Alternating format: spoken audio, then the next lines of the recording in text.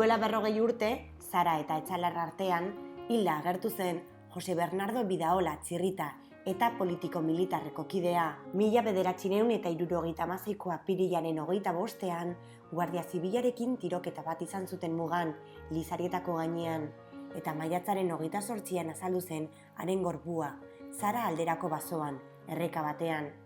Aurreko asteetan, haren kideek, sendiak eta lagunek inguruan bilatzen lan ugari egin arren, ez zuten ikusi Txirrita, bat-batean agertu zen gero hilotza. Familiak sekula zuen jaso autopsiaren emaitzarik, ez da polizia txostenik ere. Eta politiko-militarrak salatu zuen estatu terrorismoaren ondorioz hil zela Txirrita. Haren sendiaren eta kideen hipotesia da Guardia Zibilaren torturaren ondorioz zendu zela, eta ondoren utzi zutela gorpua basoan. Orain dela 40 urte, Bernardo Bidaolaren atzagaren korputza hemen bertan azaldu zen, baina hemen atxeman baino lehen korputza, bere eskopeta reminto markatzen, eta azaldu zen bide bazterrean, hemendik 120 metro gorago, eta aritz baten kontra zutik.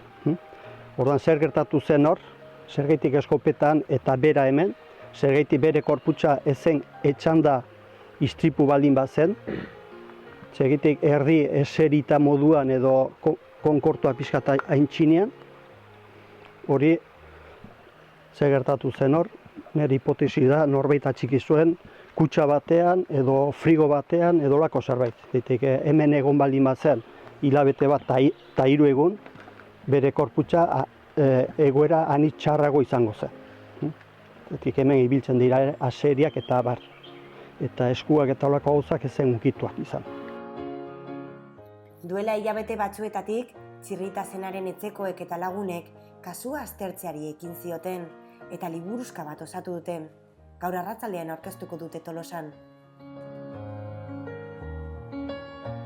Berria Lizarietan izan da, familiarekin, ingurukoekin, eta 1976ko tiroketaren unean haren komandokide zirenekin.